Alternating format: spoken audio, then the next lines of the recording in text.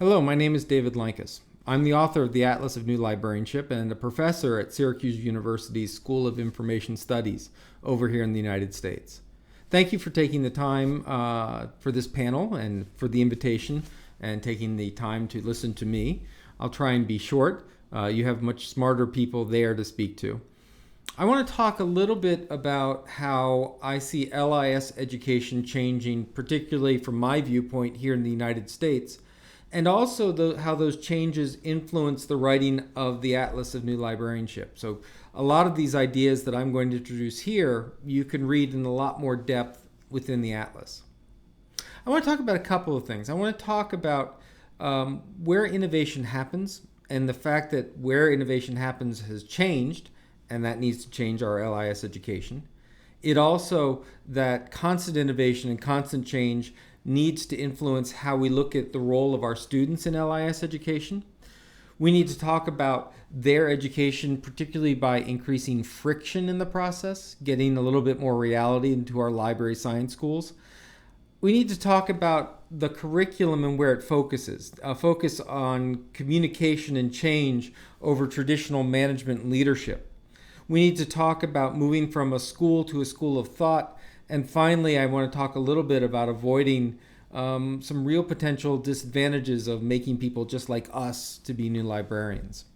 So let me start with this shift of innovation. And what I want to talk about is the shift of innovation from the academy to sort of ubiquity. And what do I mean by that? Well, partly this is the result of living in a communication age with digital networks and moving ideas rapidly across. We used to think that when people went for a professional education at a university, they were going to get the latest and greatest. In fact, many people have looked at the combination of research and teaching at the university as the model where we sort of invent the future and invite students to come along. And I love that model, and I think it's a great one, but I think we need to acknowledge that there's a lot of innovation that's going on in the world that isn't happening in our universities. Now, these are some obvious ones, such as technology. We know that new technology comes out of the United States and Asia, and new smartphones and new capabilities. The internet and new networking technologies, new services from Twitter and Facebook to all new things we haven't thought about are popping up every day.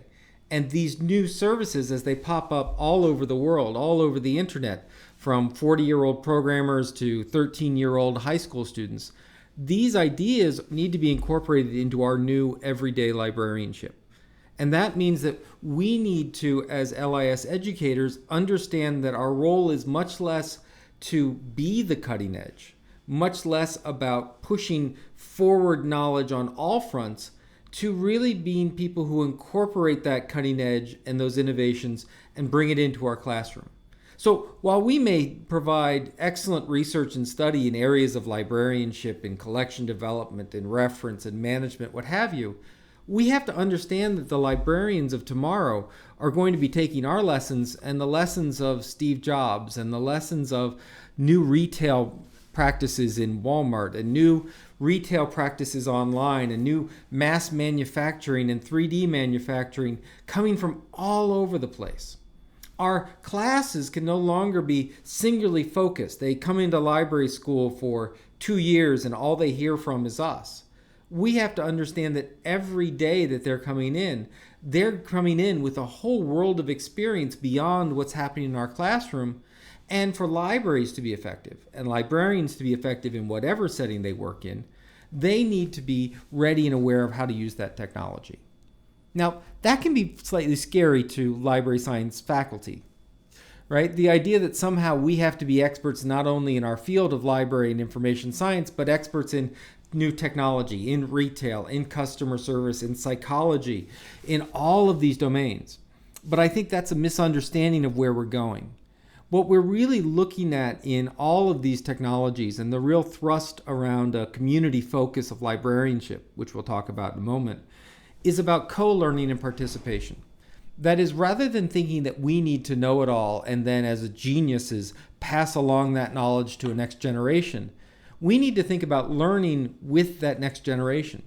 That our classrooms, as we come in, are places of co-learning, where we are seeking to understand new technologies, new opportunities, new management and business plans, new business models, new service models, at the same time our students are.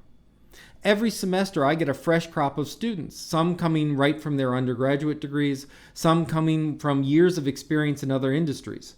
And every year I tell them the same thing, that while you're going to ask me a lot of questions, I may not have a lot of answers. That we're going to have to work together to figure out what is the next thing. What do you know? How do I know it? And I have to constantly learn. And this isn't just a matter of constantly learning my domain and writing papers about it. This is constantly being on the lookout for new trends, new opportunities, seeing what's happening in libraries around the world and bringing that into our students. So that means that we need to look at the classes we teach as being a mix of this co-learning and participation, as well as passing on classic and in-depth knowledge that we feel is important for the profession. So we need to increase the friction, if you will, in our classes. What we're finding is that as library science educators, we for a long time have said this is what a library model looks like. It has a collection over here, it has a service over here, it has a management aspect here, and a personnel here. And we would divide the world up into these nice little silos and hand them to different faculty who had different specialties. And then we would go through and talk about how changes are happening in reference and what you need to know about resources and what about collection development and philosophy and epistemology and these kinds of things. And what I've just gotten done talking about is that now innovation's coming in from lots of different places. But that doesn't mean that we should give up on the idea that good discipline, good learning, good academics worry not simply about what is trendy and what is the latest, but what works.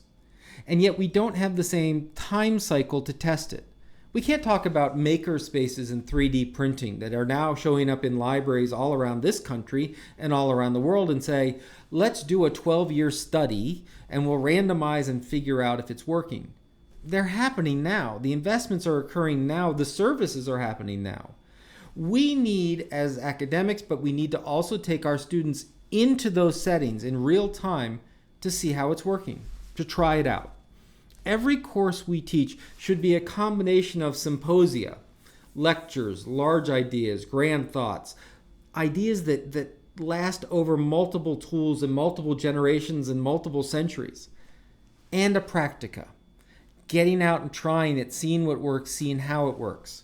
We can talk about idealized settings, but we need our students to spend a lot of time during their education in practical settings, seeing what happens, getting the true understanding, and bringing those stories back to the classroom and sharing them with the other students.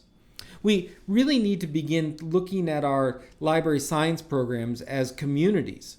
And those communities aren't just a community of scholars. That's important. But a community of learners where we as scholars are learning, our students are learning, staff is learning, we bring in professionals on a regular basis. We're all a community trying to make sense of how we can best serve those that we are going to serve. How can we best serve our patrons, our members, what have you? And that means lots of different varied experiences. And that means deep thinking and deep practice need to go hand in hand. So what that leads to is really a couple of things. The first, as we talked about, is this participation. We need to, just as I talk about libraries needing to be participatory learning institutions, that is, libraries are places where community members and librarians and experts get together and learn, our schools need to be that way. We need to look at our curricula. We need to look at our curriculum and say, what should it be now? Does it still make sense to have collection development and reference and management and policy? Does it make sense to have it divided so neatly? One of the things that we've found at the Syracuse School, and we're seeing in lots of other iSchools around the world, is that we're looking at a curriculum change from that of management and leadership to communication and change. Management is the idea that you talk about an acquisitions process. This is how it comes in, this is how you analyze it, this is how you index it, this is how you put it on a shelf. And leadership is getting people to do that efficiently. We're now moving to the idea that we're not quite sure how acquisition is going to work. Is it going to be electronic? Are we going to get a lot more copy catalog going on? What are we going to be doing in these new service domains that have no collection component? Here, what we need to teach our students is not the basics. We need to teach them how to learn and learn continuously. Not getting done with their degree, going into a library, and then they're done, but to constantly on the job think about what's next. How do I identify a new trend? How do I identify a new opportunity? How does that match my larger perspective of the library science field? And how should I then progress upon it? And that kind of learning, that cycle of innovation, of opportunity, exploration, understanding, integration, implementation, assessment, opportunity, identification, constantly finding new ideas and bringing them into our practice, bringing them into our classroom, bringing them into our libraries. So that curriculum looks different. It's a lot about talking to people and not about organizing stuff. It's a lot of focusing on a community, not focusing on a collection. Focusing on a collection is a lot of how-tos. How do we put these in numerical order? How do we organize these? How do we acquire them? How do we circulate them? How do we? And there's a lot of vocational education going on in our library science programs, at least here in the United States. We're teaching people how to be good clerks and good administrators of policies and good implementers. And we need to teach them how to be good change leaders, good thought leaders. We need to look at how they can focus on their communities. Because how you organize a collection, whether you have a collection, what that collection consists of, is really an answer to community opportunities and needs, not some universal truth or universal good. What we see, I've gotten a lot of feedback from Italian librarians where they look at public libraries in the United States and they say, oh, we need to be more like that. What they miss is that there are many public libraries and academic libraries that are very traditional and doing a very good job. The question always comes to, good job is defined by how we serve our communities, not how we organize, not what our collection strength is, not how many volumes we collect, but have we answered people's questions? Have we opened up opportunities for them to do something new and amazing and incredible? That's how we need to assess our services, and our collections likewise. They either need to be organized according to those needs, desires, and opportunities, or they need to be weeded out and other services put in their place based on what they need. That comes down to this community, that focusing on a community and their needs, in this case the library science community, whether it's public or academic libraries or special libraries, by focusing on their needs, we need to change and constantly change and address our curriculum to meet it. We need to be a community. But there's one thing that holds a community together. It's not necessarily where they are. It's not what university they're at. It's not who they're studying with. We need to talk about shifting from library science schools to schools of thought. That is, that what holds us together, what makes you and I fellow colleagues, what makes you and I on the same faculty, what makes our students equally able to participate in that conversation is that we can look past the how-tos and look to the whys. In essence, instead of focusing on how do you do something, we need a lot more discussion of why. Now, this could be a very United States problem. In the United States, let's face it, we're very implementation-oriented and pragmatic, probably too much so. However, the opposite extreme, being too theoretical, too focused on epistemology, too focused on philosophy and the idea of universal classification and documentalism, that can also be a hindrance. We need that combined, and we need that school of thought to talk about the pragmatics of why are we doing this and then how do we implement it. Instead of having an answer for everything, having a process that we can explore new questions, new thoughts, brand new opportunities we never thought about before. So we need to move from a school of thought, or a school to a school of thought. So I just want to walk you back through that, then make one last point. So as we look at new practice, as we look at innovative practice in library science, once again, we're seeing that come from all different sectors, from the technology sector to the publishing sector to the government sector to the retail sector, from libraries across borders. These ideas are coming from everywhere, and so our classrooms need to be much more co-learning facilities than lecture halls. We need to invite our students in to learn with us. We need to invite our communities to come together. And in that learning, as we're working through these, we need to be doing it in conjunction with practice. Deep thought, deep thinking, deep research, philosophy, understanding, coupled with strategic doing. Going out and trying it, seeing how it works, visiting, spending times out in the field, working on new projects out in the field, having a librarian team with a library student, team with a library science professor to create a new project where all three of them examine new opportunities and new problems. Increasing that friction, meaning bringing real-world application to some of these thorny issues.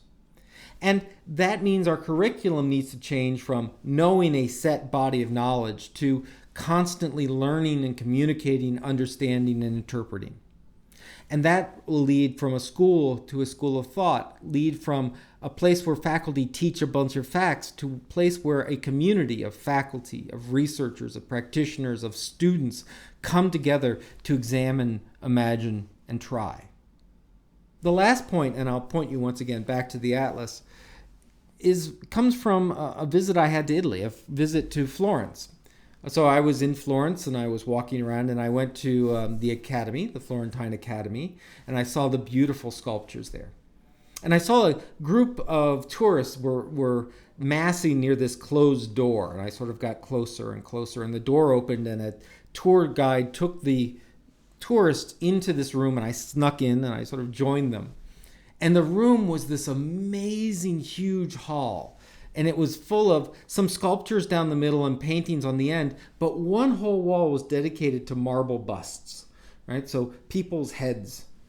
And the tour guide began giving the tour, and she would look at a painting and she would say something, and then she would say, and that's the problem. And this is why this painting is a problem, and this is why this is a problem. And I'm looking at gorgeous art and gorgeous sculpture and things beyond my imagining doing, and I'm trying to figure out what problem is she talking about? What conversation did I come in late to? And then I realized that as she told the story, what she was saying is, as you looked at this wall of busts, the bottom were the masters. Those were the sculpture masters who were the teachers, and that was what they did.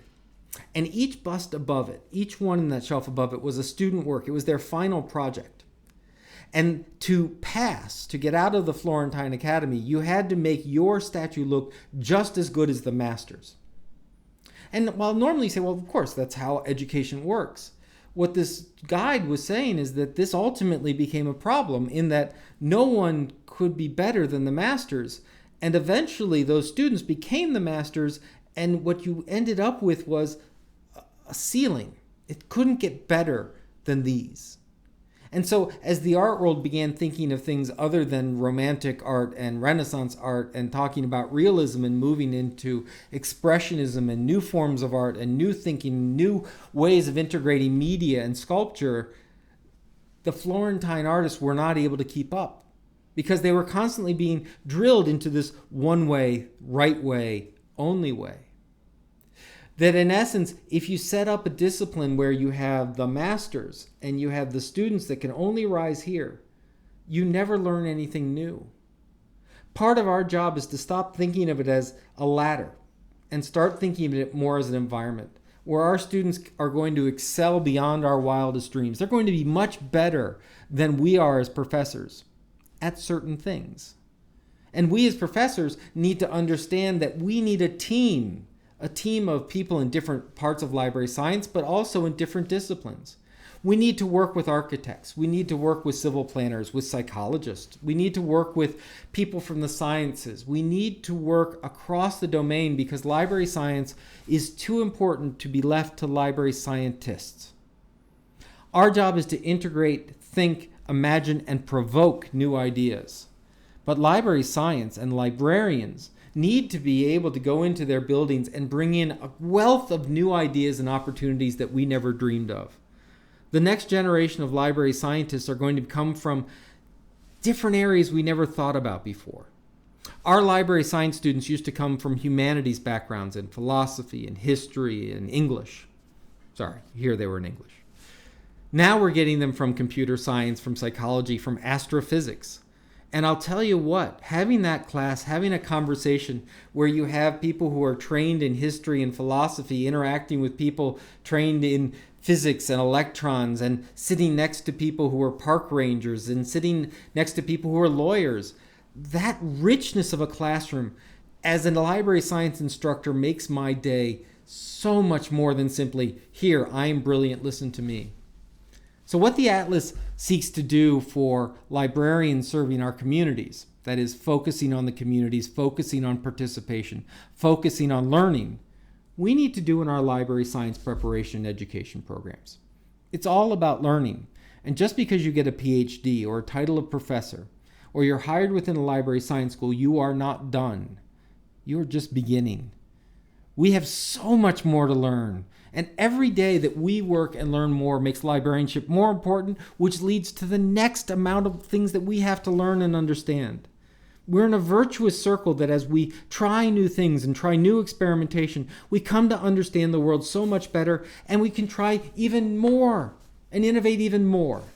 That's what makes a professor someone who doesn't simply teach and regurgitate what they learn, not simply a master that people had to rise to, but a provocateur, someone who pushes our students to do more and think differently and be more incredibly brilliant than we could have ever imagined ourselves being. Our success comes in the brilliance of our librarians, and their success comes in the brilliance of their community. We need to model that for them. Thank you again for the opportunity. Thank you, Anna Maria, for all your work and inviting me to be part of this. I look forward to, if you have any questions or concerns or discussions, please, I'm on Twitter. You can email me. I have Google Translate. We'll figure out the language. I'm also hoping you come over this summer, so hopefully I'll see many of you there. Thank you very much.